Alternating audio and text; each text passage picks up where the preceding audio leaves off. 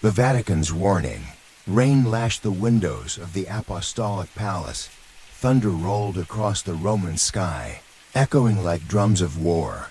Inside a dimly lit chamber lined with marble pillars and sacred relics, Cardinal Valerio stared down at a sealed envelope, marked with a dark crimson waxen urgent message from Romania. The cardinal's fingers trembled slightly as he broke the seal.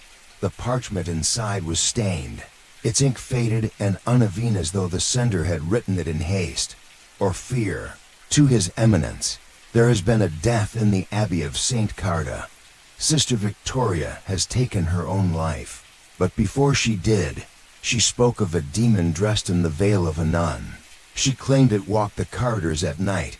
Her last words were not a prayer, but a scream. We need guidance. We fear this abbey is no longer holy ground. We await your decision. Father Antonius. Valerio whispered a short prayer, then rang the bell for his secretary. Within hours, 2 names were selected. Father Marcus Moreau, a battle-worn priest from France, known within church circles as the man they sent when prayers weren't enough, and Sister Irene, a young novitiate on the verge of taking her final vows.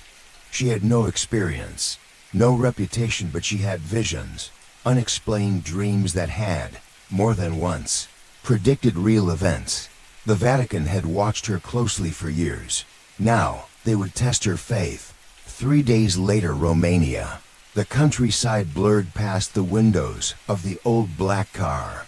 As it wound through the Transylvanian hills, fields of mist rolled over ancient stone walls. Crows scattered in the distance. Father Moreau kept silent behind the wheel, his fingers wrapped tightly round a worn rosary hanging from the rearview mirror. Sister Irene sat beside him, glancing down at a weathered leather file that contained the Abbey's history. She had read the same page over and over. Abbey of St. Carta, established 1238, known for strict silence, cloistered discipline, and housing relics of unknown origin. Last inspected by the Vatican in 1912. She shut the file and whispered, "Do you believe what they say about a demon appearing as a nun?" Father Moreau didn't take his eyes off the road. "Belief isn't required, sister, only preparation."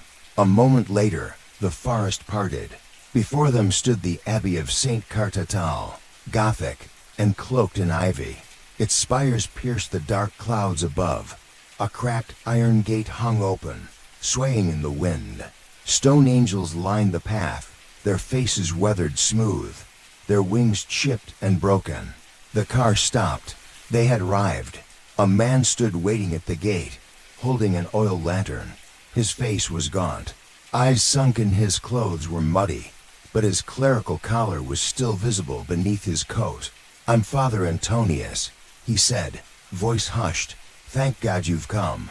He led them through the garden, where statues of saints were draped in cloth, their features hidden. Irene couldn't shake the feeling they were being watched. Inside, the abbey was colder than expected. The stone walls breathed dampness, and every step echoed like it awakened something deep below. Antonius brought them to a narrow hallway. "This is where she died," he said, pointing to a wooden door. Behind it was a small room, sparse, a bed, a desk, and a cracked crucifix on the wall. A thick rope had been tied to a ceiling beam. Its frayed end hung like a finger pointing toward the floor. On the desk, a journal lay open. The last entry read, "She watches me. She knows I see her. The prayers don't work anymore. She's not afraid of God. Tonight, I will be free. Forgive me." Irene stepped back, her breath catching. She was only 27, Antonius murmured. She'd taken a vow of silence since her arrival. But that night she screamed, loud enough for the villagers to hear. Father Moreau crossed himself. "What of the other nuns?" Antonius hesitated. "They refuse to speak to me. They remain in their quarters, silent. They pray constantly, but I don't think their prayers are for salvation. I think they're trying to hold something back." Later that night, the abbey grew darker than nature intended. There were no candles lit, no singing, only the howl of the wind as it slipped through the cracks. Irene couldn't sleep. She wandered the halls alone, her footsteps soft against the cold stone. She paused at a painting, a portrait of Sister Victoria, smiling, hands clasped in prayer. Something about the eyes seemed off. She leaned in. Suddenly a breath behind her, cold, damp, her skin tightened. She turned. Nothing, but a whisper brushed her ear, "Leave before it sees you." She backed away, heart pounding, and ran to find Father Moreau. They gathered in the chapel. "I heard her voice," Irene said. "It wasn't like anything I've known. It wasn't holy." Antonius looked down. "There's something else I didn't tell you. When Sister Victoria's body was recovered, her mouth had been sewn shut with rosary beads. Someone or something did that after she died." Father Moreau's face hardened. "I need access to the lower levels," he said. Antonius shook his head. "They're sealed, have been for centuries. Then we'll unseal them." At dawn, they descended the spiral staircase behind the chapel's altar. The air grew thicker with every step. Lantern light flickered. They reached a stone door, etched with Latin. "Finis omnia diaboli, here ends all of the devil's things." Father Moreau paused, reciting the rite of protection. Then, using an old iron key, he unlocked the seal.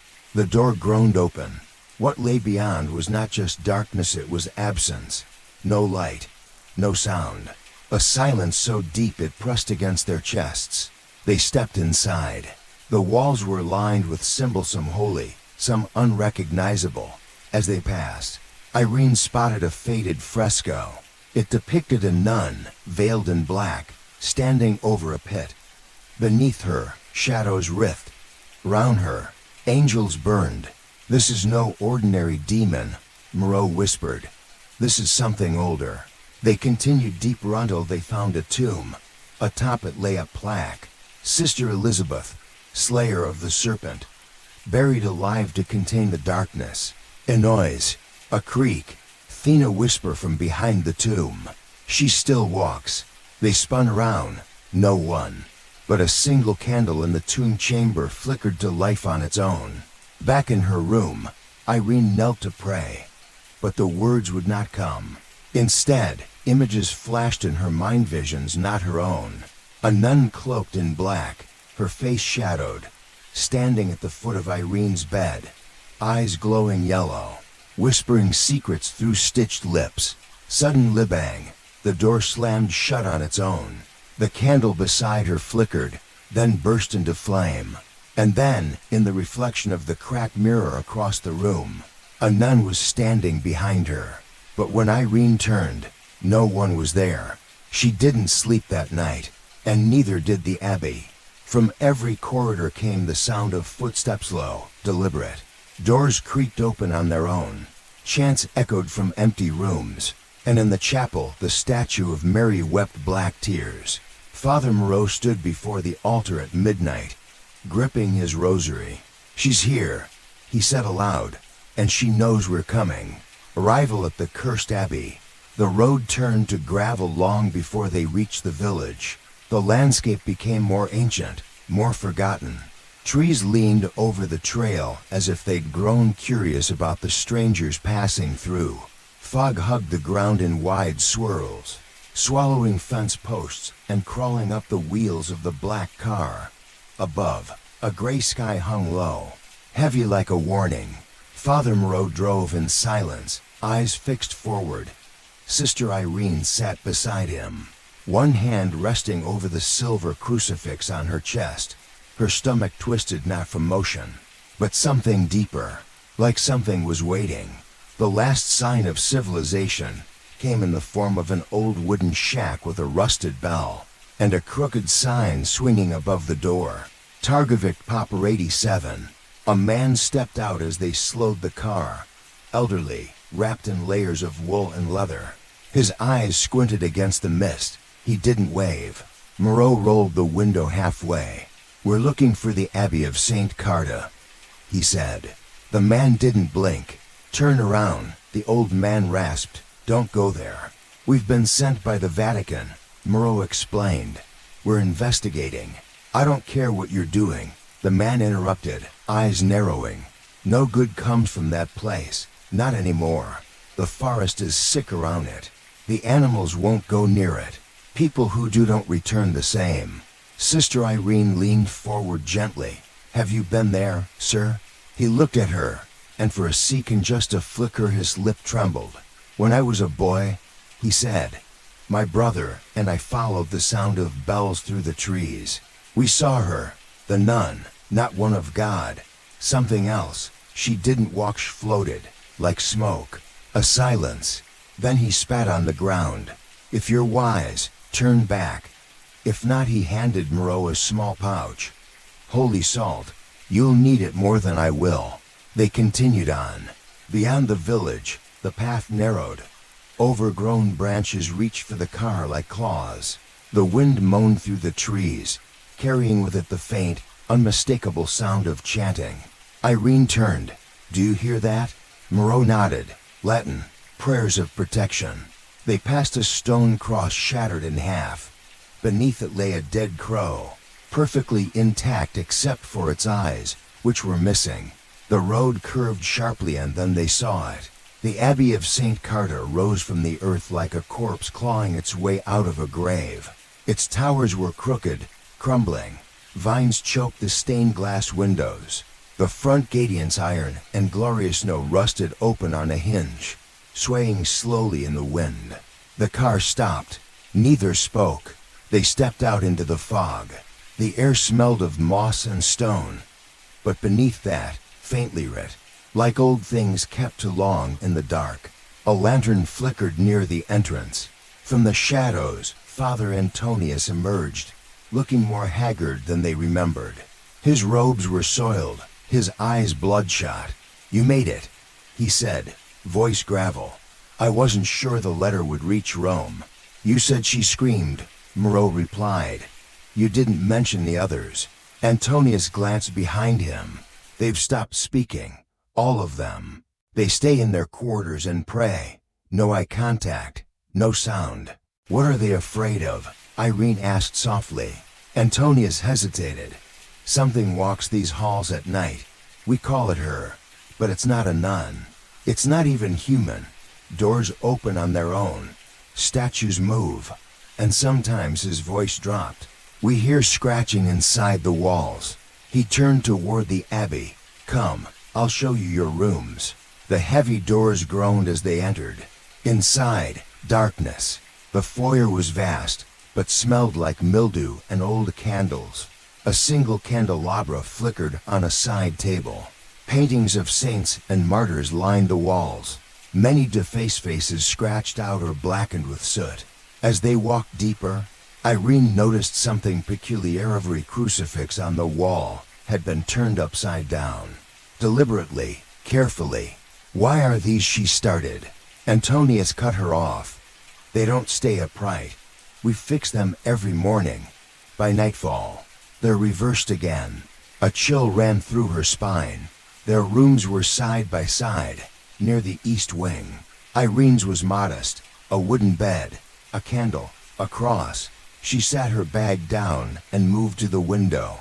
Outside, the graveyard loomed. Stone crosses, many broken. Some graves had no names, just marks scratched into the stone like clawings. Suddenly, a bell tolled. Low, hollow, distant. Not from the bell tower.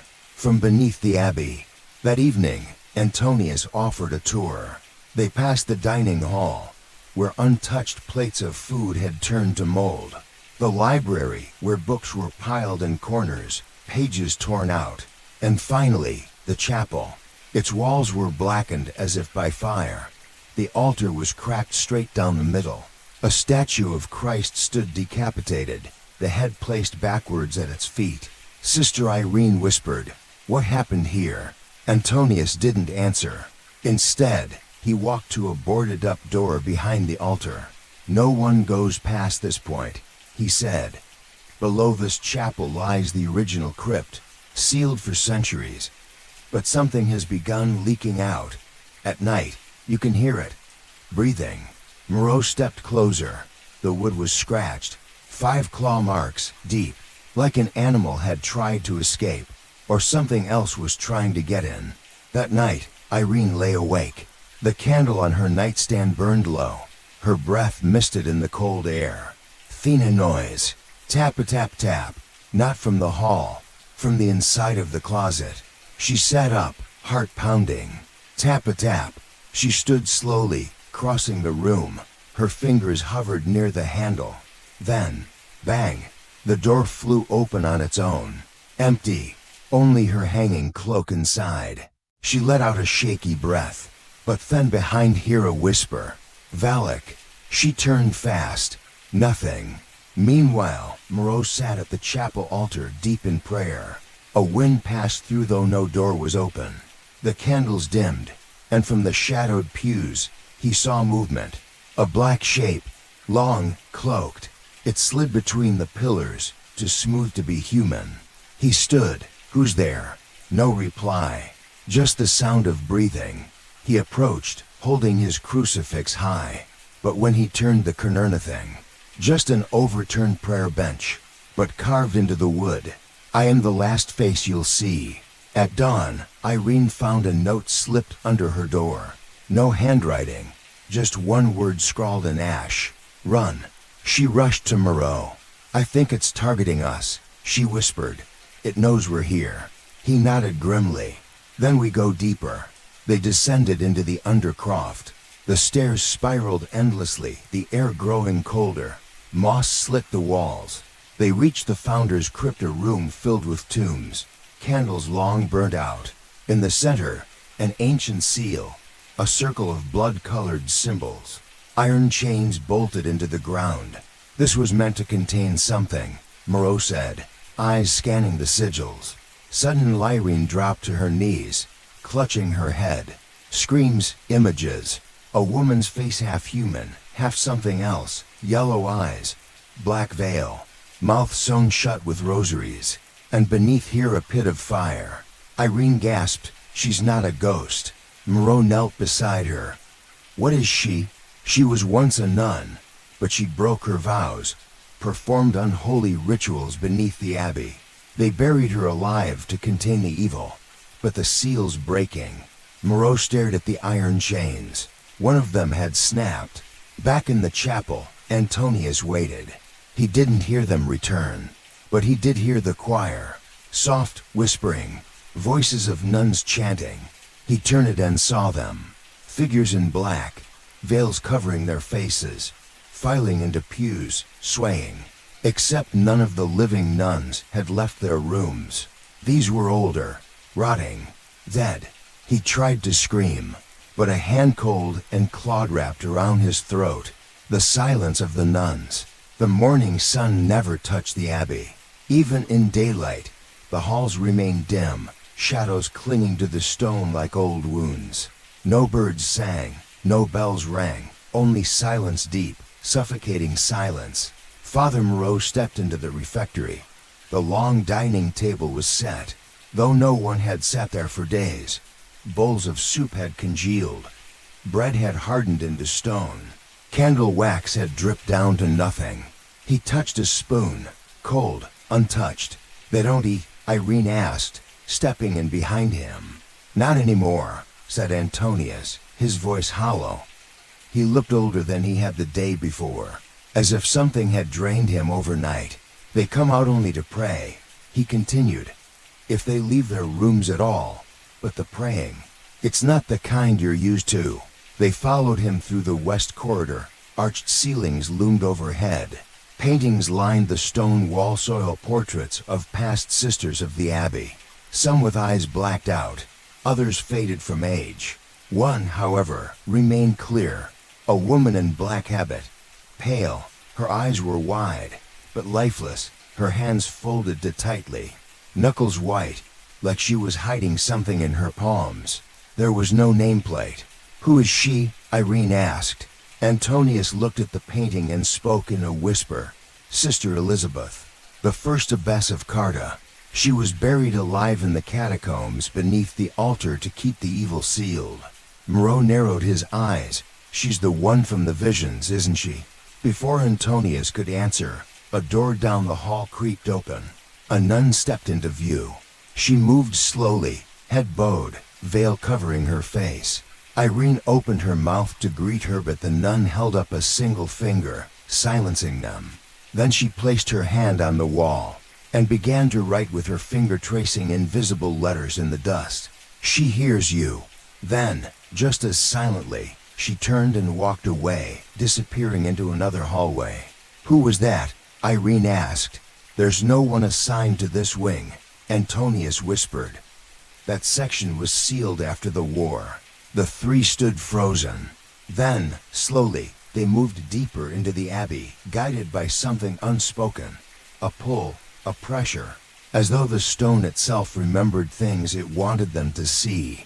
They passed the scriptorium, where books lay torn open, and candle stubs had melted into puddles. In one corner, a small wooden desk stood intact. A diary sat on it, dust-covered, bound in leather. The cover had one word burned into it: Victoria. Father Moreau opened the first page. The handwriting was elegant, careful, but as he flipped forward, the script became erratic scratches more than letters. He read aloud, "The prayers no longer protect us. She walks during the Vespers. I saw her standing in the mirror. She had no face.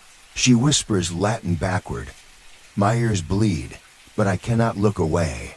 The other sisters think I'm possessed, but I am not. I am the only one still awake. She took Sister Agnes. She took Sister Lucia." Their mouths were sewn shut. Irene reached for the book. Toward the end, the handwriting grew more panicked, almost childlike.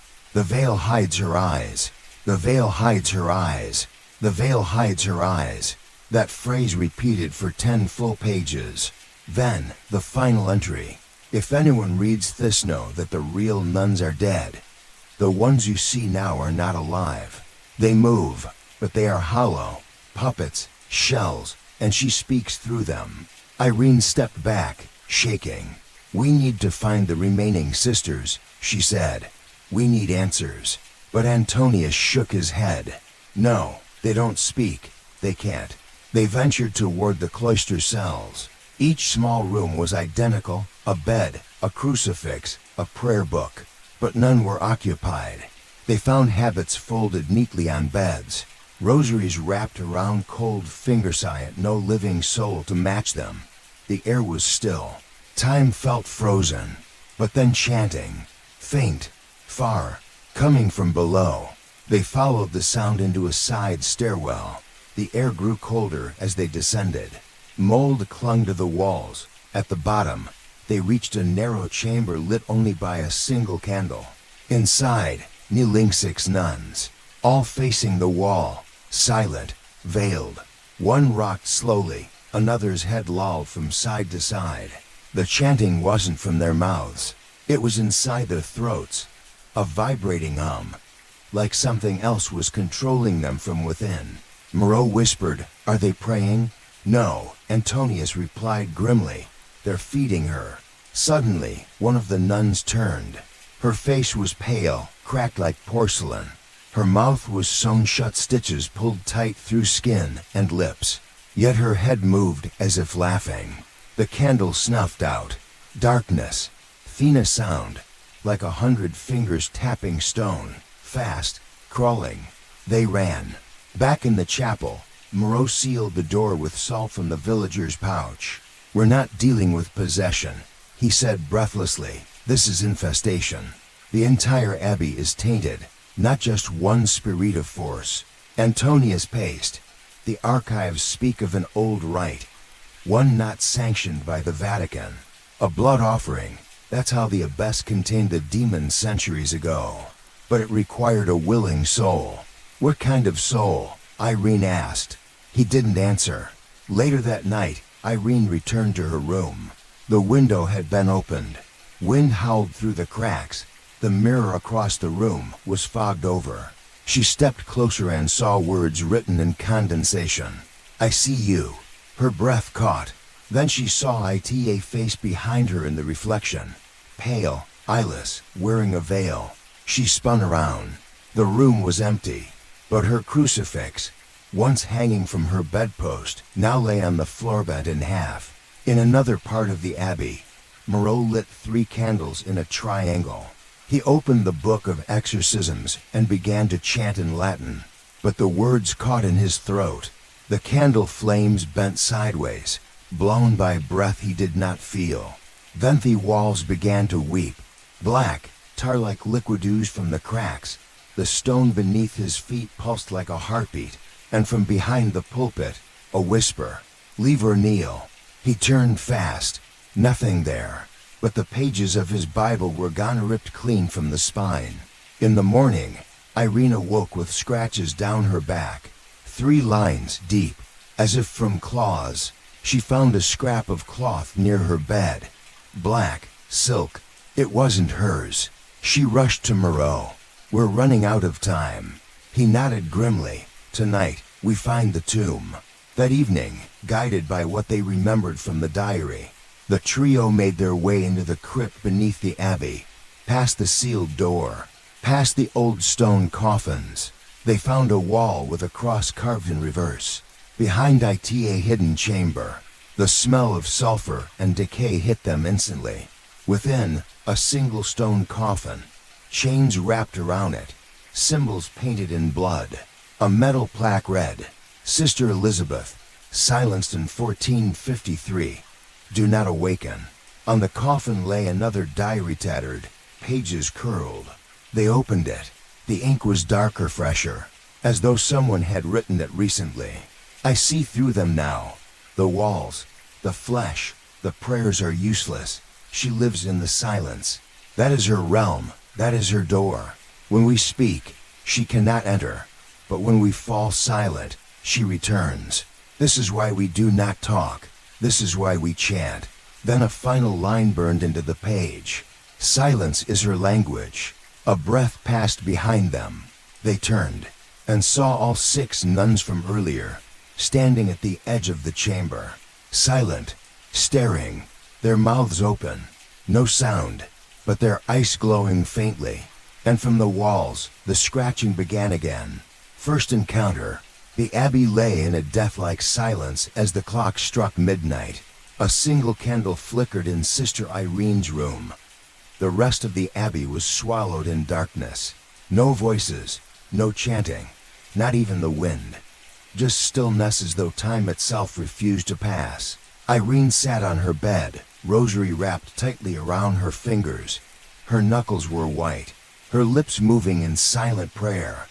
But even the prayers felt distant tonight, hollow, as if the words were being swallowed the moment they left her mouth.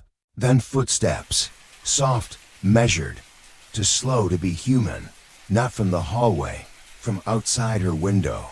She stood quickly, moving toward the glass, but there was nothing, only the graveyard below, cloaked in fog.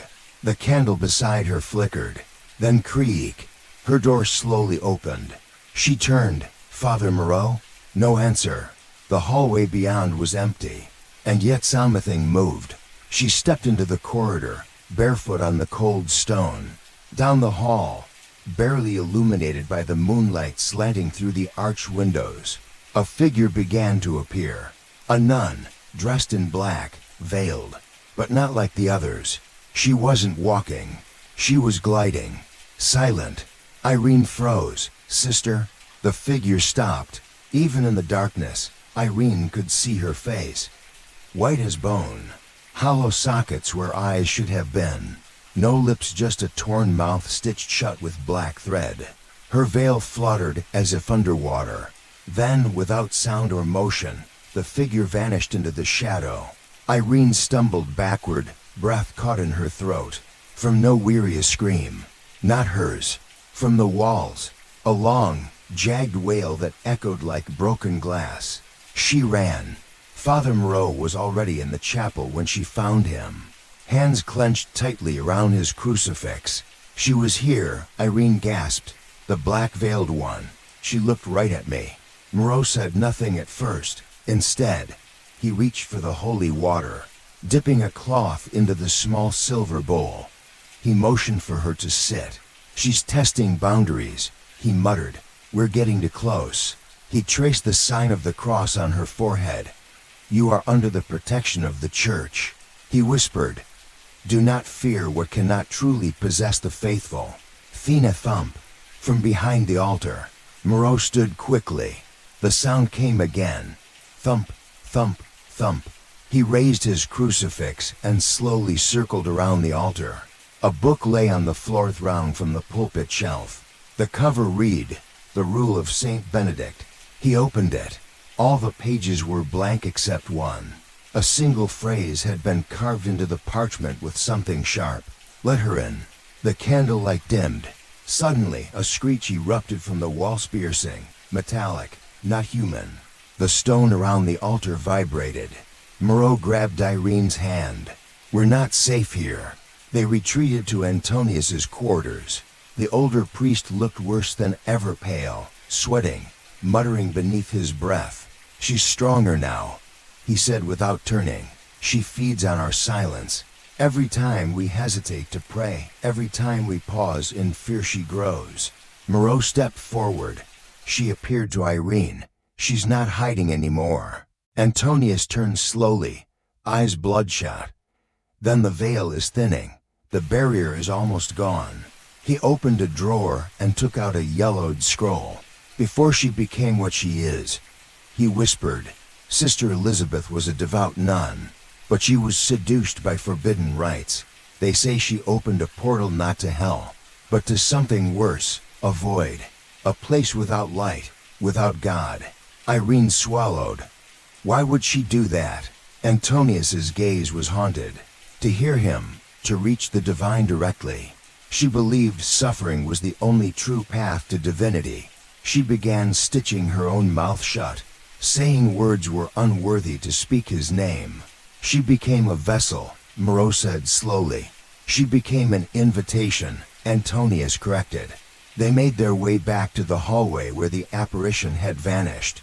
The air was different now, heavy. Each breath felt like drinking ash.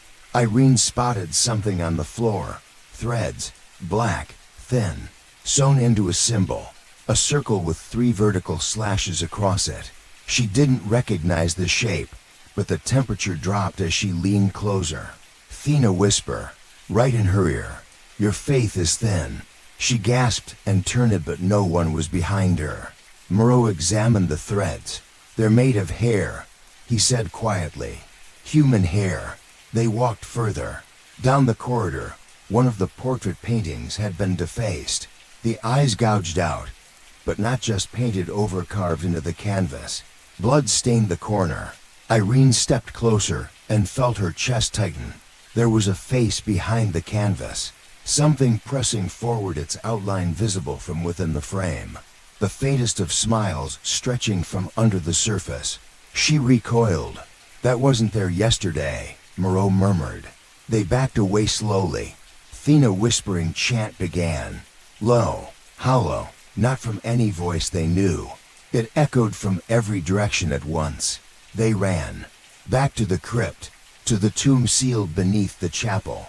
The door had been marked with holy symbols earlier. Salt, crosses, Latin inscriptions.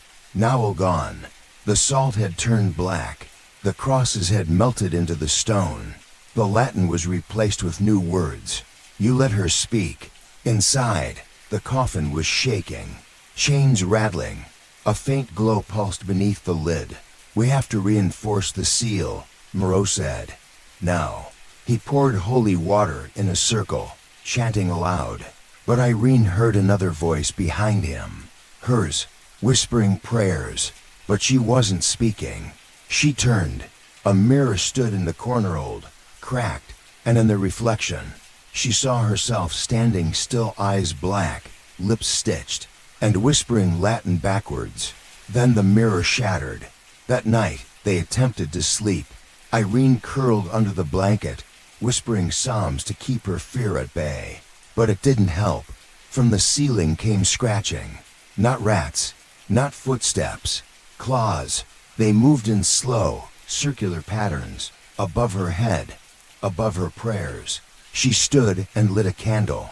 The flame wavered violently, nearly extinguishing. Thin a noise, like breathing, right behind her. She turned nothing, but the candle blew out, and in the darkness she felt the veil brush her face. Father Moreau dreamed of fire. The chapel ablaze, nuns screaming, but with no mouths. In the center Sister Elizabeth, arms wide, her stitched mouth unsewn. From it poured shadows. He awoke gasping. On the wall beside him scrawled in soot, "She comes when you doubt." He grabbed his rosary and ran to check on Irene. He found her in the hallway, standing perfectly still, her eyes locked on the corridor ahead. He touched her shoulder. She didn't blink. "I saw her," she whispered. She walked into the chapel. I followed, but she disappeared. They moved quickly, back to the altar. The door was open. Candles flickered wildly. A figure stood at the far end of the chapel, back turned. A nun, veiled, motionless. Moreau stepped forward. "Sister." The figure didn't move. "Show yourself," he commanded, raising his cross. But when the light reached her, she had no legs. She hovered inches off the ground. Her veil was soaked with blood. Then she turned. No face, only black. And from her head, the veil lifted on its own, revealing nothing underneath. Just emptiness. The candles blew out. A scream filled the air, inhuman, echoing through the stone. They fell back, clutching their ears. And just like Thatch was gone, they lit a lantern and huddled in Antonius's room again. "She wants something," Irene said.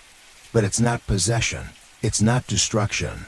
Antonius nodded slowly. "She wants recognition. She wants the church to acknowledge her suffering, to give her divinity, to validate her pain. She wants to become a saint," Moreau muttered, "but through fear. That's why she's attacking the veil, the silence, the rituals.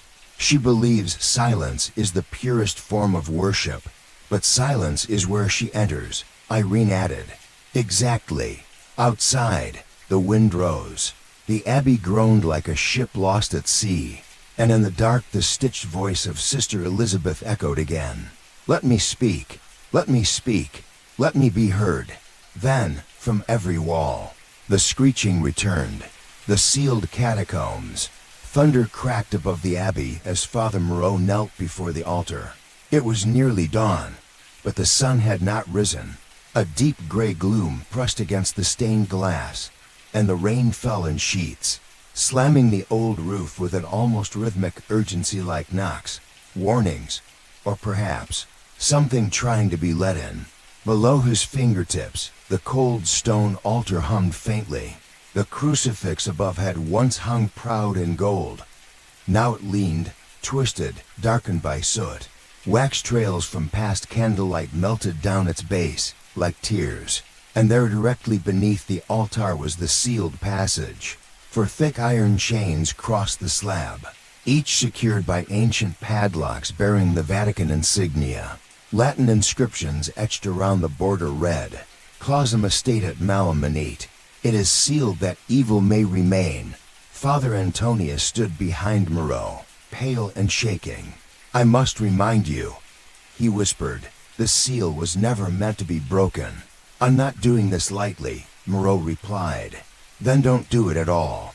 Moreau turned to face him, candlelight dancing in his eyes. "She's already walking these halls. She's already out. Whatever lies below might be the only piece of truth we haven't seen. The diary warned Uslance is her gateway.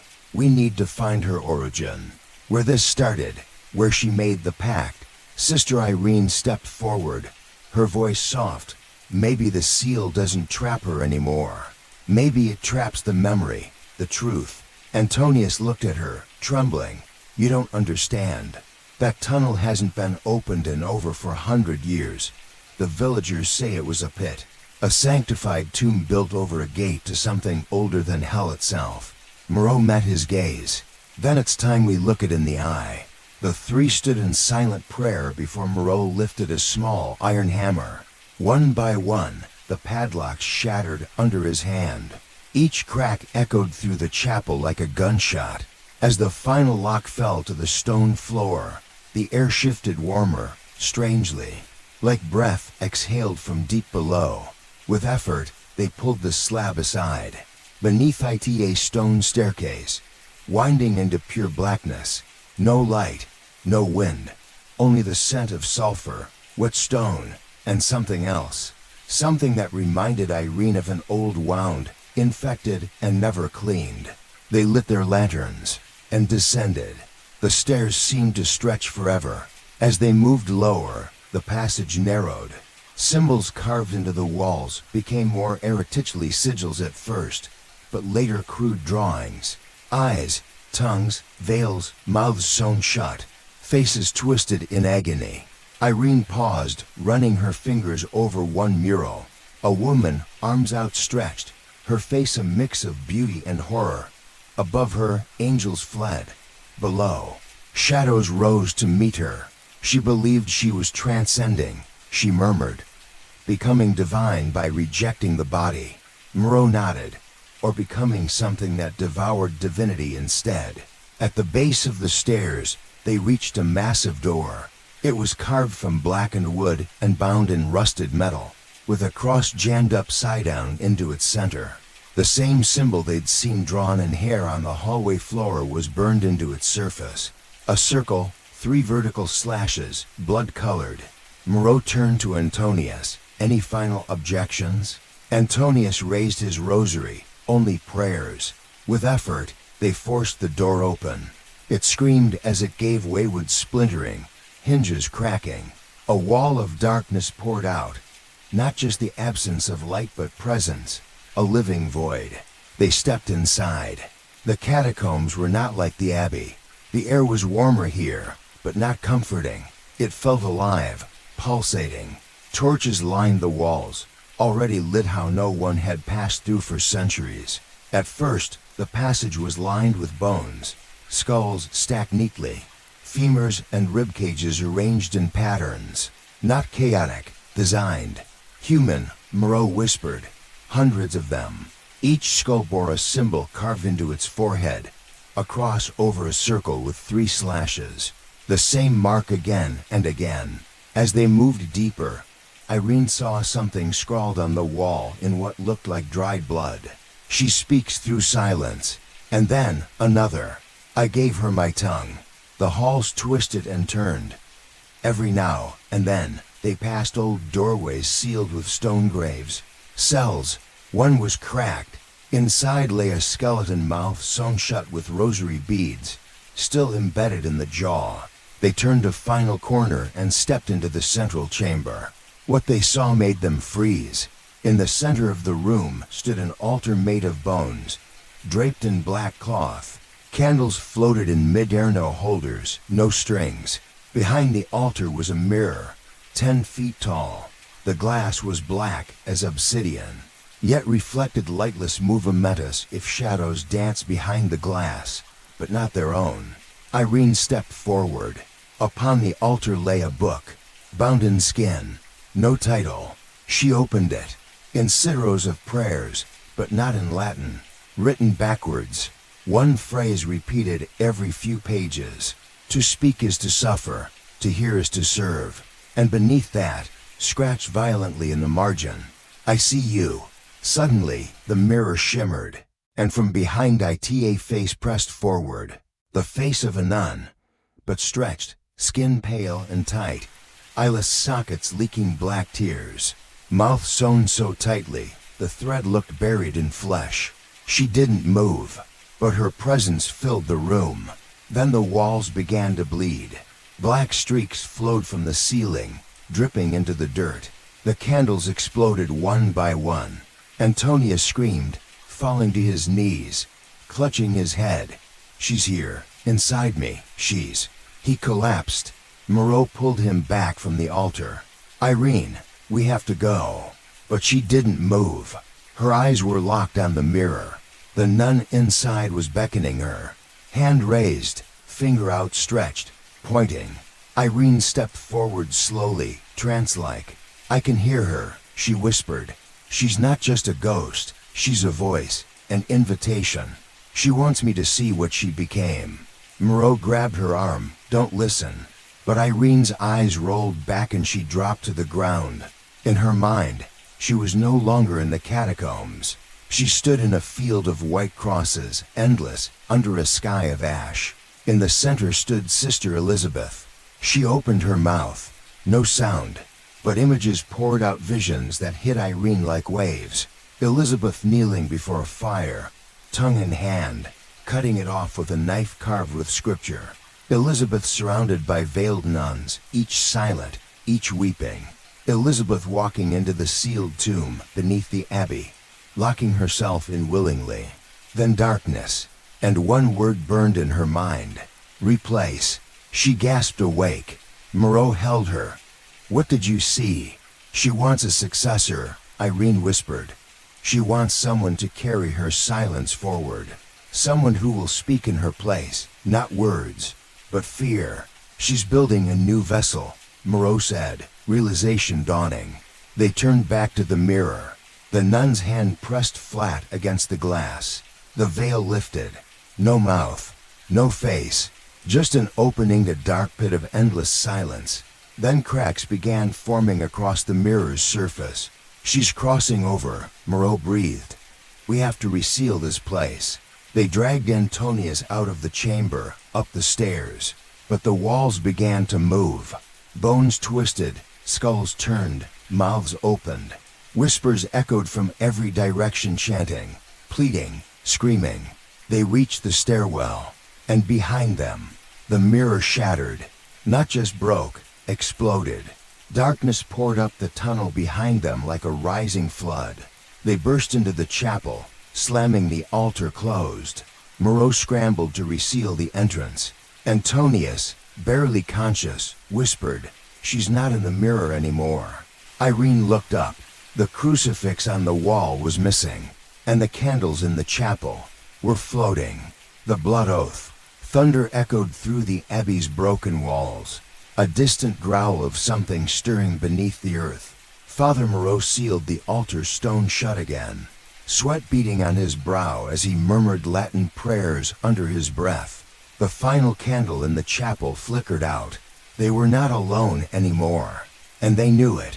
Antonius lay unconscious in a pew, his breathing shallow, rosary clenched tightly in one hand. Sister Irene stood silently near the broken statue of Saint Benedict. Her gaze was fixed on something only she could see. Her lips moved without sound, praying or pleading. Father Moreau stood slowly, his voice hoarse. "She's no longer behind the veil," he whispered. "She's among us." The floating candles, the bleeding walls, the shattered mirror. The seal had broken, and something ancient had stepped through. Later that night, they returned to the eastern wing of the abbey, what remained of the original structure. It was older, more decayed. Entire sections had collapsed long ago, leaving only fragments of foundation, partially swallowed by weeds and vines. Irene walked ahead with the lantern, its flickering glow casting shadows that didn't quite match their shapes. She stopped before a doorway half buried in debris. "This wasn't here before," she murmured. Etched into the stone above the doorway were the words, "Sanguine sigillum," the seal of blood. They cleared the rubble and pushed the door open. Inside, the chamber was intact, untouched by time or decay. The air was heavy, sacred, thick with the scent of incense and dried myrrh. 6 stone pillars formed a circle, each inscribed with Latin verses, and the carved symbol of 3 slashes across a circle. In the center stood an altar, this one not of bones, but pure white marble.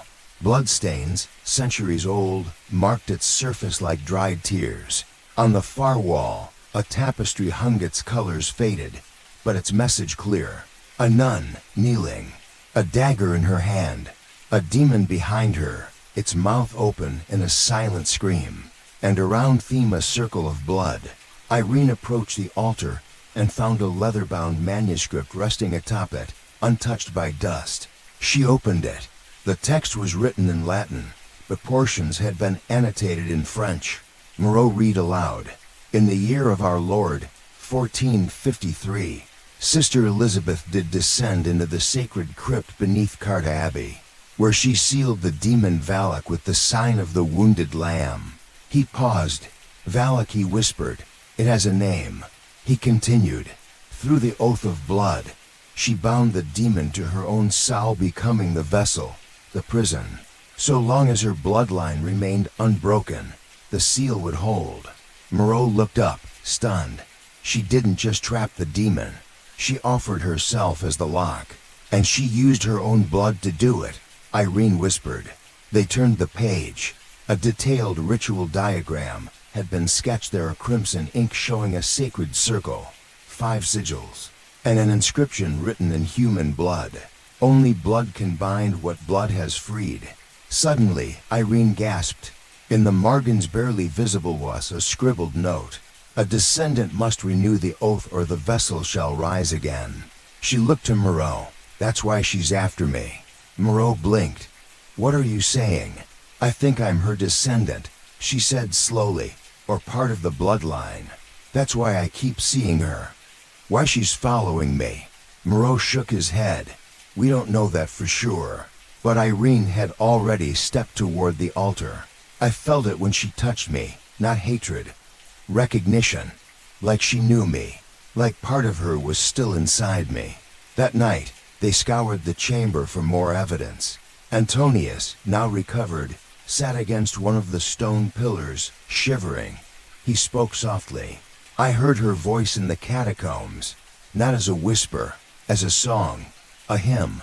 She doesn't just want to return, she wants to be sanctified. Moreau raised a brow. As a saint? Yes, Antonius said. She believes that by sealing the demon, she achieved divinity.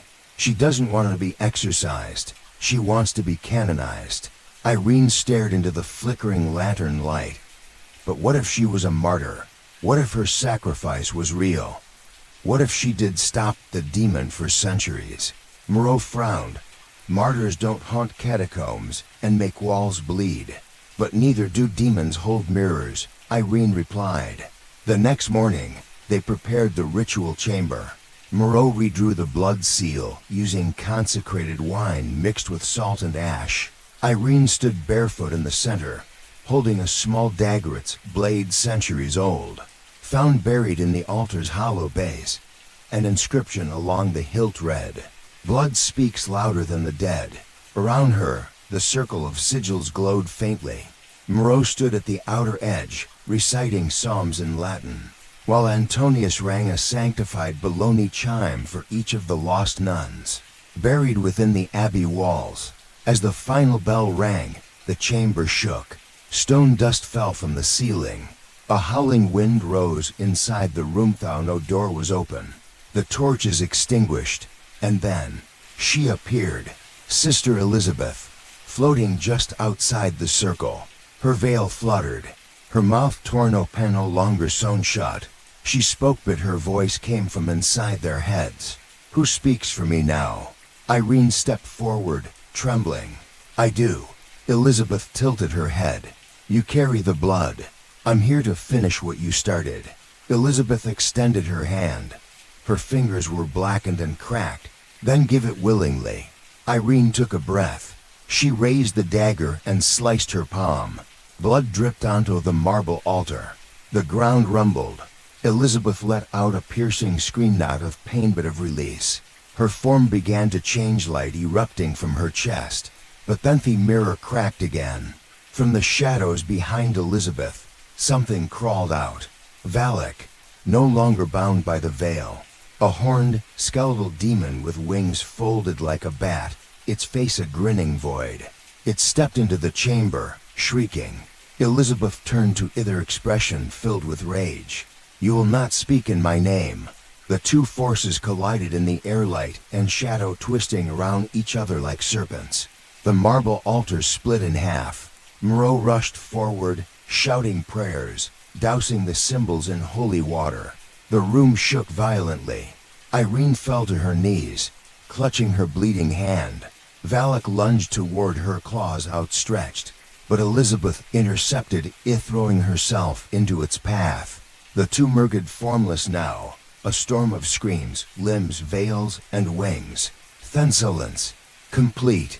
crushing, and then light, a blinding flash. When the dust settled, the altar was whole again. The symbols glowed faintly, and Elizabeth was gone. Only the dagger remained, stained with fresh blood, Irene's blood. They left the chamber in silence. Back in the chapel, dawn had finally come. The crucifix now hung straight. The walls were still. The candles no longer floated. Antonius collapsed into a pew, weeping. "It's over." Moreau wasn't so sure. He looked to Irene, who stood at the altar, blood still dripping from her palm, staring into the light coming through the stained glass. "I heard her," she said softly. "Elizabeth." "No, Valak." Moreau stepped closer. "What did it say?" Irene looked down. "It said it's not over." That night, as they prepared to leave, Irene opened the diary again. A new entry had appeared, written in red ink, though no one had touched a pen. "The blood has been renewed. The seal holds. But she is watching still." As they walked out of the abbey gates, for the last time, the wind picked up behind them. The church bell rang, though no one was there to ring it. Possession begins. The days following the blood oath felt deceptively calm. The abbey no longer echoed with sinister whispers or shrill screams. The once bleeding walls were now silent, and the air, though still heavy, no longer pressed upon their chests with suffocating weight. Yet, beneath this fragile peace, something dark was awakening. Sister Irene had begun to change. It started subtly, soft murmurs at the edge of her hearing, voices slipping through the shadows, calling her name in tones that twisted between pleading and commanding. At first, she thought it was her mind playing tricks, the stress and isolation weaving hallucinations from thin air. But the whispers grew louder, persistent, and at night, when the abbey's ancient stones settled under the cold moonlight, her eyes would turn dark black as the abyss itself, reflecting nothing human. Father Moreau noticed the change. One evening, after evening prayers had ended, he found Irene kneeling alone in the chapel. The flickering candlelight cast twisted shadows across her pale face. Her lips moved rapidly, uttering words foreign and chilling. He approached quietly, then stopped, horrified. She was praying in Latin, the ancient Latin of the church, but it was not the Latin she had learned. These prayers were unfamiliar, darker, almost inverted. Her voice was steady but hollow, as if channeling a force beyond her own will. "Sancta Mater, audi vocem meam libera animum de tenebri exaudi, exaudi, exaudi." Father Moreau cleared his throat gently. Irene. Her eyes snapped open, black, endless wells. For a heartbeat, her face was expressionless, and then, suddenly, she collapsed into his arms, gasping. "Father," she whispered, voice shaking, "I don't know what's happening to me." Moreau led her to the sacristy, laying her gently on a bench. "We need to talk," he said softly. Irene's hands trembled as she held her rosary. "It's like the voices inside me. It talks in my head, commands me to do things I don't understand." Moreau's eyes darkened with concern. "It's the demon," he said bluntly. "No," Irene shook her head fiercely. "Not Valak. Something else, a shadow. Sometimes it feels like her." "None, Elizabeth." Moreau hesitated. "Possession is rare," he said cautiously, "but when it happens, the victim often speaks languages they never learned. Latin, yes, but also ancient tongues lost to time." Irene shivered. "I prayed for her to rest, but now she won't be silent." That night, Moreau kept vigil by Irene's side in her small room. Moonlight slipped through the thin curtains, casting faint patterns on the cracked walls. Irene lay still, eyes closed. Suddenly, she stirred. Her fingers twitched. She opened her mouth, and a voice not her own filled the room. "I am the Silent One." It intoned in deep, resonant Latin. "I bind, I break, I speak through blood." Moreau crossed himself. "She is coming back," Irene whispered, "and she will not rest." Days passed, and Irene's possession deepened. She was plagued by violent nightmares, visions of the abbey engulfed in flames, screaming nuns with mouths sewn shut, dark corridors where shadows whispered secrets only she could hear. Her behavior grew erratic. Sometimes she would lock herself in the chapel, chanting prayers backwards. At other times, she wandered the grounds at night, speaking in tongues none could understand. The other priests watched warily, whispering about curses and divine punishment. Moreau found himself torn between hope and despair.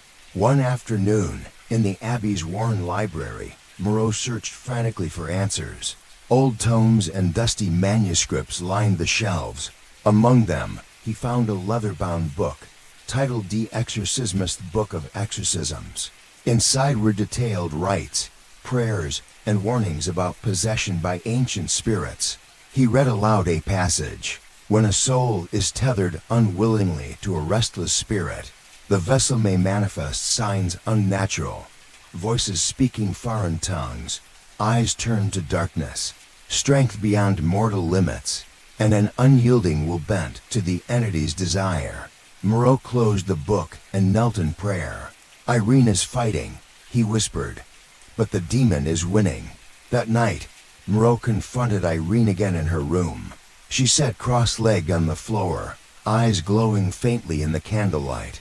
"Father," she said softly, "I feel her slipping away. She calls to me, promises release. But it's a lie." Moreau took her hands in his. "We will fight this," he vowed, "but you must be strong." Irene nodded. "Tell me what she says," Moreau urged. Irene's voice trembled. "She says, the silence is broken, the blood is spilled, the chain weakens. Your soul will be mine." Moreau felt a chill creep up his spine. "We need to perform a cleansing tonight." The chapel was prepared. Candles circled the altar. Holy water stood ready, and ancient scriptures lay open on the lectern. Moreau donned his vestments. Irene knelt at the center of the circle, clutching her rosary like a lifeline. As the ritual began, Moreau recited prayers of protection and banishment, his voice steady despite the growing darkness pressing against the chapel walls. Irene's eyes rolled back, her body convulsed slightly. Her voice rose singing the same inverted Latin chant from before. The air thickened. Suddenly, the doors slammed shut. A cold wind swept through the chapel, extinguishing half the candles. Whispers filled the air, voices chanting in unison, calling Irene's name. Moreau intensified his prayers. "Spirit unclean, leave this vessel, in the name of the Father, and of the Son, and of the Holy Spirit." Irene screamed, not her own voice, but a terrible cacophony of many voices layered together, wails, laughter, threats. Her body twisted unnaturally. Moreau grasped the crucifix tighter, stepping forward. "By the power of Christ, I command you of this child of God." Suddenly, Irene collapsed. Silence. The air stilled. Her eyes fluttered open. They were human again. Tears streamed down her face. "I'm sorry," she whispered. "I didn't want this." Moreau knelt beside her. "You're safe now." But deep inside, he knew the battle was far from over. Over the next days, Irene recovered slowly, but she was changed. The innocence she once had was now veiled with shadows. She no longer spoke of the visions, but the silence between her words was heavy. One afternoon, she confided in Moreau. "Sometimes when I pray, I feel her presence watching, waiting." Moreau nodded grimly. "The demon wants a foothold," he explained, "but she also wants your soul." Irene looked out the window, the abbey grounds stretching beneath a brooding sky. "Father," she said quietly, "what happens if she wins?" Moreau hesitated. "Then the abbey, and all who dwell within, will fall to darkness." The final night before their planned departure from the abbey arrived. Irene was restless. At midnight, she awoke suddenly, drenched in sweat. She whispered, "She's here." Moreau found her standing in the chapel, eyes glowing faintly again. She faced the altar, hands raised. A voice neither Irene's nor fully the demon's filled the air. "The blood has spoken. The silence is broken. The chain loosens." Suddenly, the chapel doors burst open. A cold wind swept through, extinguishing every candle. The darkness deepened. Irene's voice rose in the same haunting chant. Moreau rushed forward, grabbing her shoulders. "Irene, fight it." Her eyes locked on his deep pools of black. A slow smile crept across her lips. "I am the veil." Moreau knew then that the possession had deepened beyond his expectations. She was no longer just a victim. She was a gateway. The silent nun was back, and this time she would not be silenced. The demon revealed. The storm raged outside the abbey as Sister Irene sat alone in her dimly lit chamber. Her eyes, still shadowed with darkness, stared at the flickering candle flame. Despite the recent exorcism ritual, the oppressive weight of the entity lingered like a suffocating fog, pressing down on her very soul. The whispers returned, not faint now, but sharp and insistent, carving paths through her mind. They clawed at her sanity, urging her to surrender. Unable to resist any longer, Irene closed her eyes. Suddenly, the world around her melted away. She was no longer in the abbey. She stood in a vast, cold void. Darkness stretched endlessly in every direction, broken only by a faint, sickly glow emanating from a figure before her. The figure wore the tattered habit of a nun, but her face was a nightmare made flesh. Pale, cracked skin pulled taut over hollowed cheeks, eyes blackened and sunken, leaking shadows like ink. Her lips were torn into a permanent, mocking smile stitched crudely with thread that seemed woven from darkness itself. This was the entity that haunted the abbey, the demon, but it had once been human. Irene felt a shiver ripple through her spirit. The vision shifted. She saw flashes of the past, a young nun Sister Elizabeth, bright-eyed and devout, walking the abbey halls centuries ago. The abbey in its prime, walls white and pristine, voices singing hymns in harmony, light streaming through stained glass. But beneath the surface, something dark festered. Elizabeth was different. She whispered to shadows, made secret visits to the catacombs, and her prayers twisted darker each day. Her soul, once pure, became corrupted by despair and forbidden knowledge.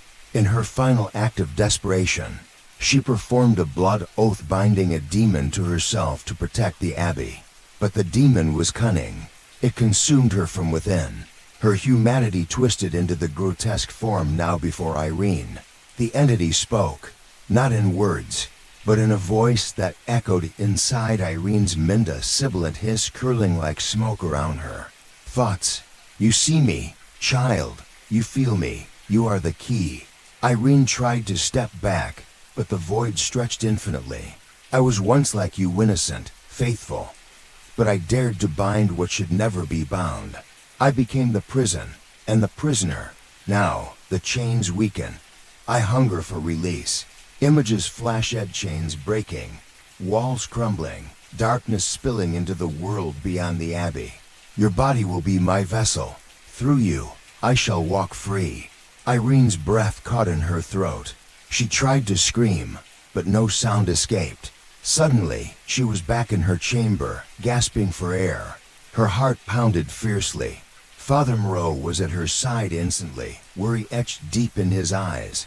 "You've been gone a long time," he said gently. Irene nodded, trembling. "I saw her," she whispered. "The demon. She was once Sister Elizabeth." Moreau knelt beside her, pressing a hand to her forehead. "We must prepare," he said. "Her desire to escape is growing stronger." Days passed, and the atmosphere within the abbey thickened with dread. Irene's possession deepened. The darkness in her eyes grew more persistent. At night, the shadows seemed to cling to her like living things, writhing and twisting. She found herself drawn to the catacombs once more. One evening, unable to resist, she ventured there alone. The walls pulsed with a sinister rhythm as if the abbey itself was breathing. At the end of a narrow corridor, she found a wall carved with ancient symbols. Among them, the circle crossed by 3 slashes Elizabeth's mark. As she reached out to touch it, a voice whispered from the darkness, Welcome, child of blood. Irene spun around. The corridor was empty, but the air was thick with menace. Suddenly, a cold hand gripped her shoulder. She whirled to see Elizabeth's corrupted visage, inches from her face. Her eyes burned with malevolent hunger. "You are mine," she hissed. Irene staggered back, clutching her rosary. The nun's form flickered and faded, leaving only the echo of her chilling promise. Back in the chapel, Father Moreau waited anxiously. Irene collapsed into his arms, tears streaming down her face. "She wants me," Irene sobbed. "She says she needs me to be free." Moreau held her tightly. "We will not let that happen," he vowed. "You are stronger than her darkness."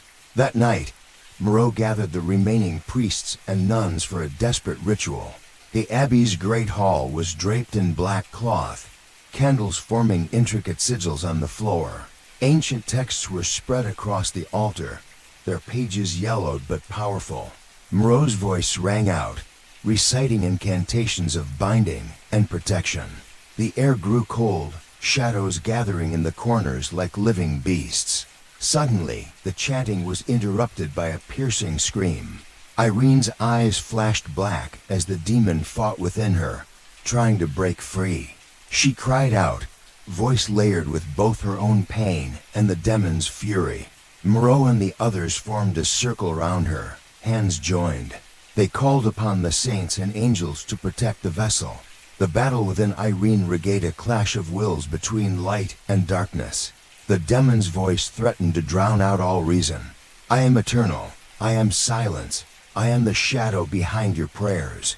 But Irene's spirit fought back, fueled by faith and the blood oath she had renewed. Slowly, the shadows began to recede. The blackness in her eyes flickered, replaced by human warmth. Exhausted but victorious, Irene collapsed into Moreau's arms. The demon's hold had weakened, but it was not destroyed. The abbey was safe, for now. But the price was clear. Irene was marked forever. She carried within her the memory of the demon, a guardian and a prisoner. Days later, Irene stood at the abbey's edge, watching the mist curl over the distant hills. Moreau approached silently. "Do you feel free?" She shook her head.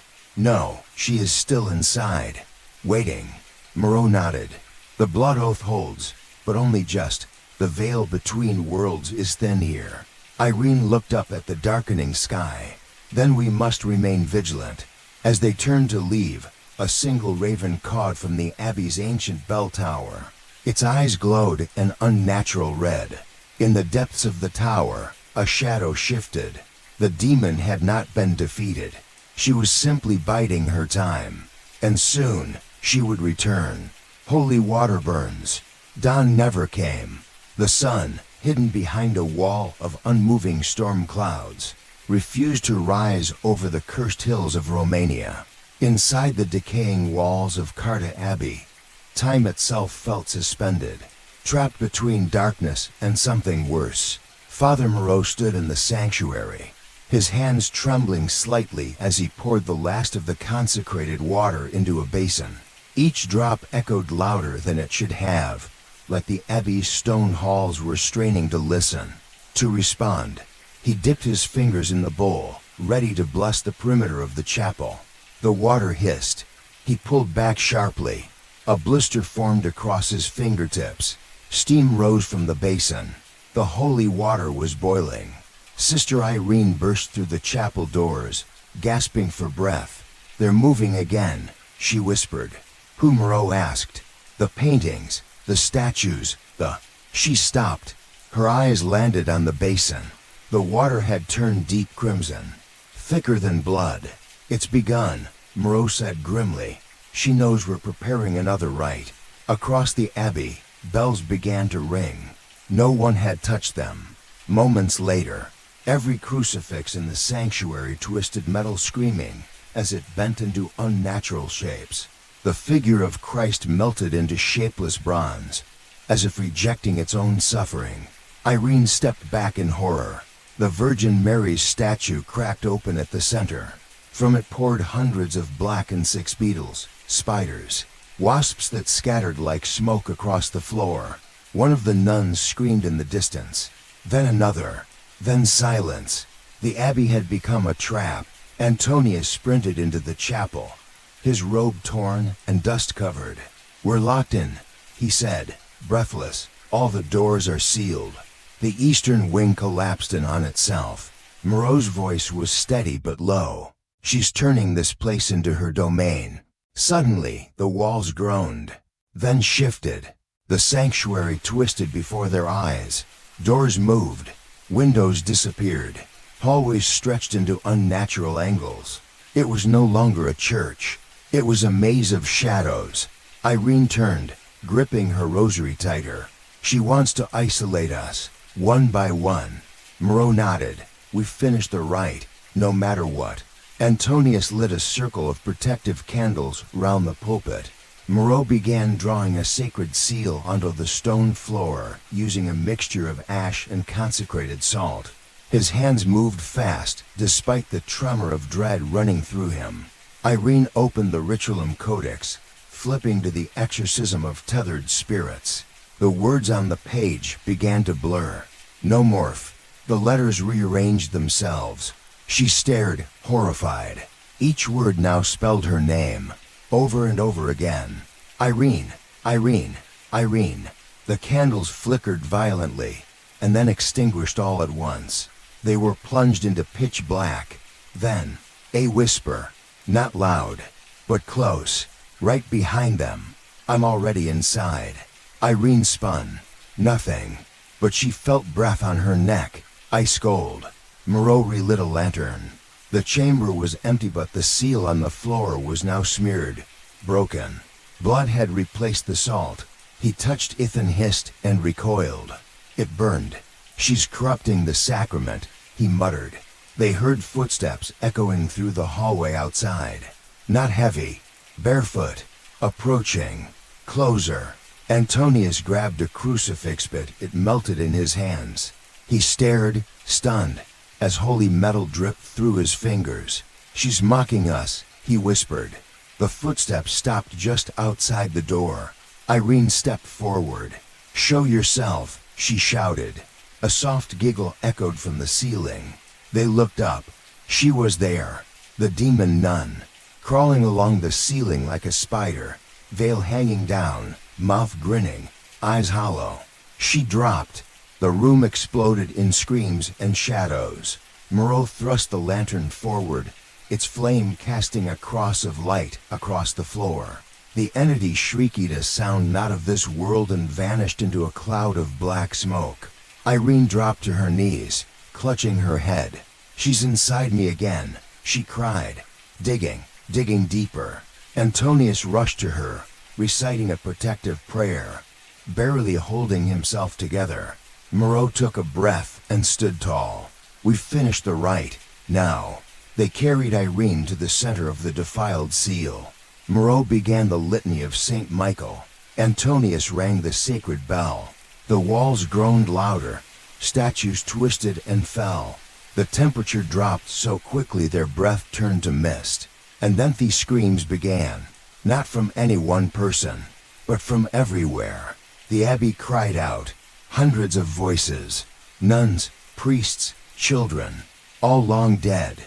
Suddenly, Irene opened her mouth and spoke in a voice not her own. It was ancient, male and female, all at once. "The veil is open. The blood has been accepted. I am free." Her eyes turned black. She rose from the floor, levitating 3 feet above the altar. Her arms spread unnaturally wide. The black veil grew behind her, stretching across the walls like wings. Antonius cried out, but Moreau shouted louder, pressing the crucifix to her forehead. "By the blood of Christ, I cast you out." She screamed and the walls cracked. A stained glass window shattered, letting in an unnatural light. The entity convulsed within Irene, tearing at her from the inside. "I will burn the heavens to get out," it roared. Moreau sprinkled the remaining blood-wine mixture onto the altar, forming a new seal in a final act of defiance. He raised the crucifix again, and in Latin shouted, "Exe abbey, spiritus immuned. In nomen patris, et filii, et spiritus sancti. There was a thunderclap from within Irene's chest. She let out a final, horrific scream, and collapsed. Silence returned. The air warmed. The veil shrank. Candles lit themselves again. The seal held. Moreau fell to his knees beside her. She was breathing. Her eyes were human. She blinked up at him, weakly smiling. "She's gone," she said. But behind her, in the broken stained glass, a shadow moved, unseen, watching, waiting. The final prayer. The chapel doors slammed shut behind them. Father Moreau spun around, rosary clenched in one fist, the ancient tome of exorcisms in the other. Wind howled through the shattered stained glass windows. The temperature dropped sharply, breath turned to mist. Each heartbeat loud against the crushing silence. Irene lay on the cold stone floor of the altar platform, her body still, face ghost pale. A single drop of blood trickled from her nose. Her lips trembled as though caught between a prayer and a scream. Antonia stood nearby, shaking, candle in one hand, vial of holy oil in the other. But something had changed. The entity had not retreated. It had evolved. The demon was no longer attacking from outside. It was inside her now, entwining itself around her soul, becoming part of her breath, her voice, her memory, and it was waiting, watching. "Lock the circle," Moreau ordered. Antonius obeyed, pouring a line of salt and sacred ash around the altar. The materials hissed when they touched the stone, as though the floor itself rejected purity. A low growl rose from Irene's chest. Not human, not hers. She sat up slowly, mechanically. Her eyes opened. They were black, endless, and her voice, when it came, was layered, like a chorus of whispers tangled into one. "You defy the will of silence. You speak words that have no meaning in the dark." Moreau stepped forward, planting his feet. "I speak in the name of the living God," he said, voice firm. From the altar behind Irene, the crucifix split in half. The candles snuffed out, but Moreau did not move. He opened the Codex Obscura, the forbidden rites passed down from the earliest foundations of the church, words once used to banish entities that had no name. Antonius whispered, "That book was banned by 3 popes. I don't need their permission anymore," Moreau said. The first words of the lost rite filled the chapel like fire. "O vas tenebrae, qui in cord lucis versamini. Be gone from this vessel, you have no claim here." The shadows recoiling back across the walls like waves retreating from a rising tide. Irene screamed. Her back arched. Black veins crawled across her neck. The air trembled. Then, she laughed. "You think your dead language frightens me? I am not a ghost. I am the breath between your words." Antonius stepped into the circle, holding the candle high. "Leave her," he shouted. The wind roared. The flame vanished, and then the shadows took him. He was lifted from the ground by invisible hands suspended in midair, legs dangling. He gasped, clawing at his throat. "Ireneno," the thing inside Irenesmold. Moreau didn't falter. He pressed his crucifix into Irene's palm. Her skin sizzled on contact. Smoke rose from her hand. She shrieked. Antonius fell, gasping, clutching his chest. Moreau continued the rite. "In nomen veritatis et passionis." In the name of suffering and salvation. Release her soul. The chapel ceiling cracked. Dust and stone fell round them. Every window exploded outward at once. Wind howled inward like a vacuum. And through it all, Irene trembled, caught in the war between the sacred and the profane. Inside her mind, Irene stood on a cracked marble path leading into a black cathedral. Shadows pulsed with each heartbeat. The demon towered before her, it cloaked as Elizabeth, but in its truest form now. A skeletal nun with wings made of torn veils. Eyes empty, mouth stitched shut. But the message was clear. "You belong to me." Irene stepped forward. "No," she whispered. "I belong to no one." The rosary around her neck glowed faintly. She touched it, and a spark of light erupted from her chest. Outside, in the real world, that same light burst from her eyes. The demon screamed a sound so high it shattered what remained of the chapel's roof. Antonius shielded his ears. Moreau raised the book and cried out, "You are the shadow of a soul that forgot its name. Return to the void."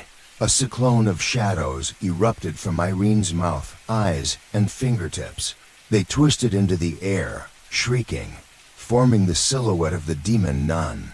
But this Timite had no body to bind to, no blood to hide within. The seal held, the circle glowed gold, and the light pierced the demon's form like 1,000 knives. It let out one final, broken moan, and shattered into ash. Silence fell. Only the sound of the wind remained. Irene collapsed. Moreau rushed forward, catching her before her head hit the stone. Her eyes fluttered open. Blue. Human. Real. She smiled weakly. "You finished it." Moreau nodded, tears in his eyes.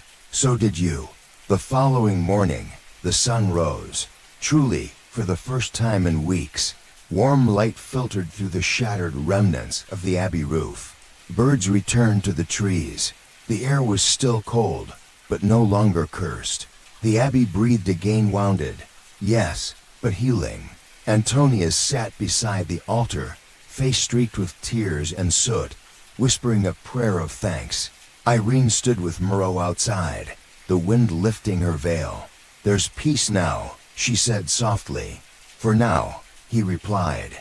She turned to him. "You think it's still out there?" Moreau didn't answer immediately. Then, "I think evil never dies, it just waits." That night, Irene lit a candle in what remained of the chapel. She knelt before the altar, whispering her own prayer, no Latin, no scripture, just truth. "I was afraid, but I didn't run. I belonged to the light." The flame flickered once, twice, then steadied. Behind her, in the darkness, a pair of eyes opened. Unseen. The sacrifice. The abbey stood in silence once more. But beneath the stillness, something moved. Deep below the chapel, in the ruins of the sealed catacombs, a crack had formed just wide enough for breath. A whisper. A heartbeat. A warning. Above, in the remains of the sanctuary, Irene felt it first. A sharp pain in her chest, like something pulling, tugging, demanding. She staggered forward, placing a hand on the stone altar to steady herself. Father Moreau looked up from his prayers. He saw it in her eyes, the return of the pull. The demon had not been destroyed. It had been exorcised but not banished. Not truly. It had fled, fractured, retreating to its prison in the foundation. Waiting. Healing.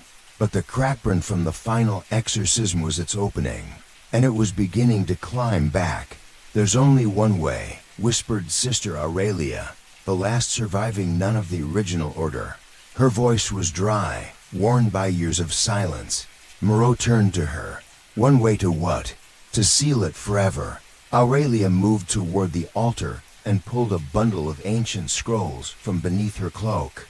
"This abbey was not just a church," she said, unwrapping them carefully. "It was a prison. A spiritual vault, and the ritual that bound the demon here was never meant to be broken."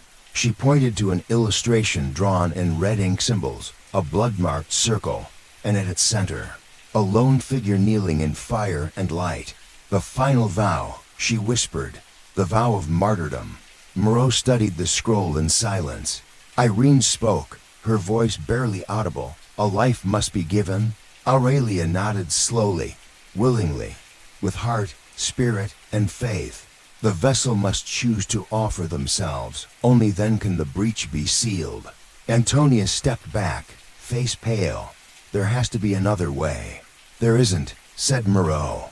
They all turned to Irene. Her eyes were filled with tears but not fear. "Acceptance." "I'll do it," she said. "No," Moreau said instantly. "You've done enough." Irene shook her head. "This started with me. With my blood. The demon chose me for a reason. Maybe that reason is this. Antonius placed a hand on her shoulder. There's still time to find another way. There's not, she replied softly. Below them, the abbey groaned deep, resonant, unnatural. The earth shuddered. The demon was rising. That night, the final ritual was prepared. They cleared the center of the abbey's sanctuary. Candles formed a circle. The symbol of martyrdom, a sacred mark drawn with holy oil, was painted onto the stone floor. Irene entered the circle alone. She wore her full novice habit. Her rosary hung over her heart. Her hands trembled slightly, but her face remained steady. Around her, the others prayed: Sister Aurelia, Father Moreau, and Antonius. The wind outside howled like a chorus of spirits. The abbey shivered, like a beast sensing its cage was being rebuilt. Irene knelt in the center. She pressed her hands together, closed her eyes, and whispered, Lord, I am not worthy, but I offer what I have. My breath, my body, my soul. Use them to seal the darkness. Let me be the light. Suddenly, the flames of every candle surged upward. A white light burst from her chest, blinding. A screech tore through the abbey. Not human, not even animal. It was the demon rising violently, desperate to stop the vow. But it was too late. The floor cracked beneath Irene's knees, revealing the catacombs below. From the abyss, the demon rose in full form for the first time. No longer cloaked, no longer veiled. Its true body was a monstrosity of human and shadow-twisted limbs, stitched eyes, and wings that spanned the entire nave, made of screaming faces. It roared and charged the circle, but the light pouring from Irene met it head-on. The two forces collided, and the world stopped breathing. Irene began to levitate. Her eyes opened at pure white. The rosary over her chest glowed like molten silver. The floor beneath her crumbled, but she did not fall. She floated higher, above the altar, above the beast. The demon screamed, clawed upward, but the light from Irene was now divine. The voices of every nun that had died within the abbey echoed through the chamber. They were with her. She was no longer one soul. She was all of them. You have no power here, Irene spoke. Her voice no longer her own, but merged with a chorus of saints and martyrs. This is sacred ground, and I am its final guardian. The demon roared. Its body split, unraveling into black smoke, trying to flee. But the circle held. The candles flared again, and the light from Irene's heart exploded outward, engulfing the sanctuary in pure radiance. The demon shrieked, twisted, burned, and vanished. Irene's body slowly descended, back to the cracked floor. She collapsed inside the circle. The candles went out. Silence. Moreau rushed forward, falling to his knees beside her. She was not breathing. He placed his hand over her heart. No beat, but she was smiling. Antonius knelt, whispering a final prayer. Sister Aurelia wept silently, crossing herself. Outside, the sun broke through the clouds for the first time in days. Light filled the ruins. Not just sunlight. Peace. The curse had been lifted. The abbey was still broken, but it was no longer haunted. 3 days later, they buried her in the garden. No marble, no statue, just a wooden cross and her name carved in Latin. Irene, Lux in Tenebrae, the light in darkness. Moreau stood at her grave, silent. He held the rosary she had worn around her neck. The silver was still warm. As he turned to leave, the wind passed through the garden, rustling the tall grass. The candles in the chapel lit themselves for one final moment and went out. Not a warning, not a curse, just a goodbye. The abbey collapses. The first light of dawn crept slowly over the Romanian hills, casting a pale glow on the ruined walls of Cart Abbey. The storm had finally passed, but the air remained heavy-laden with the scent of damp earth, ash, and something else, something old, something that felt like both an ending and a beginning. Father Moreau stood alone among the rubble of the once mighty sanctuary. The air was thick with dust, swirling in the golden beams piercing through the collapsed roof. He rubbed his temples, exhaustion heavy in every bone. In his hand, he clutched a small silver rosary worn, but still shining faintly. It was the novice's, the one she had worn in life and in death. His breath came shallow as memories flooded his mind. The sacrifice, the light, the final prayer. He looked up as a tremor ran through the ground. A low rumble, then another. The very earth beneath the abbey began to shake. With a sudden crash, stones tumbled from the walls. Cracks spread across the ancient structure like spider webs. Moreau stumbled backward, watching as entire sections of the roof collapsed inward. The abbey was breaking apart. Smoke rose from the cracks, curling into the cool morning sky. Amid the chaos, a strange glow appeared inside the rubbly light, unlike the sun, cold and pure. Moreau shielded his eyes. From within the dust and stone, a figure emerged. It was a woman, glowing softly, her shape blurred and shimmering like mist. She walked steadily, her white habit clean and unbroken. A veil floated gently behind her, untouched by the ruin. The locals had whispered legends saw the light that guarded the abbey, a spirit born of sacrifice and faith. Moreau's heart tightened. It was Irene, but not as he had known her. This was something transcendent, a luminous guardian born from light and love. As she passed through the ruins, the stones beneath her feet crumbled and mended at the same time, as if her presence healed what destruction had touched. The priest fell to his knees. He held the novice's rosary to his lips. "Thank you," he whispered.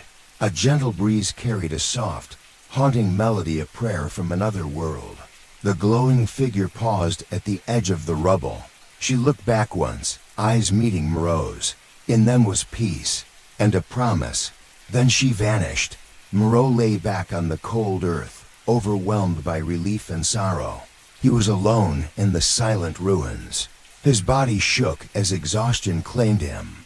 His fingers still gripped the rosary tightly. His last thought before losing consciousness was a prayer for the soul that had saved them all.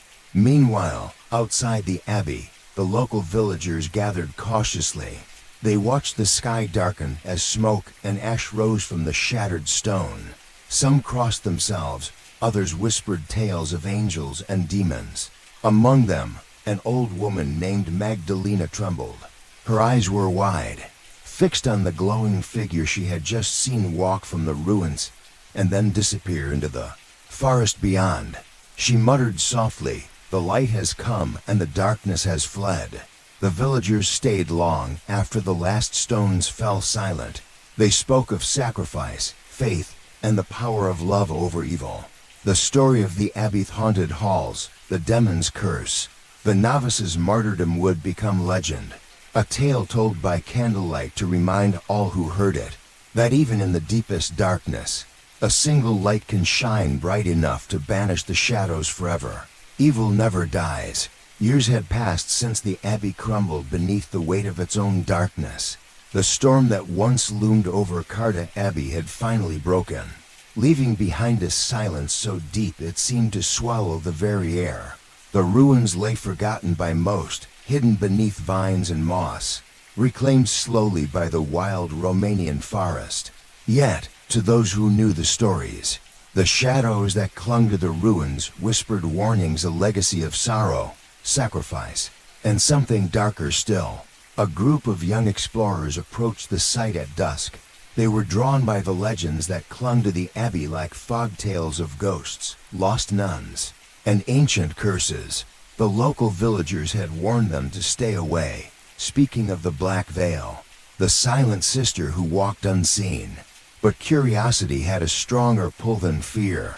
Their footsteps crunched on broken stones and twisted metal.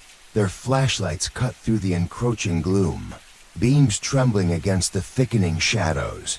Among the group was Elena, a historian with a fascination for sacred sites and their secrets. "This place," she whispered, "holds more than just history. It holds a warning." As night fell, the ruins seemed to awaken. The wind stirred, carrying faint echoes of whispered prayers and distant chanting. The explorers paused, their breath visible in the cold air. Suddenly, a chill passed through them, sharper than any breeze. From the corner of Elena's eye, she caught a movement. A figure emerged from the shadowed archway, a silhouette draped in a flowing veil. The shape was unmistakable. A nun. But no face could be seen beneath the veil. Only a blank, empty space where eyes should have been. The figure glided forward silently, the hem of her habit brushing over shattered stone. The explorers froze. Elena's heart pounded. She felt the weight of unseen eyes upon her. The air thickened, charged with an ancient, malevolent energy. The veil lifted slightly in the moonlight, revealing a mouth that was a thin, cold line and no smile. No expression. The black void where eyes should have been seemed to swallow the light. The nun's presence was not just spectral, it was a warning, or perhaps a promise. Behind the figure, the ruins shifted. Stone seemed to twist and reshape, as if the abbey was breathing again, live with secrets it had long buried. A low, haunting melody floated through the air, a prayer without words.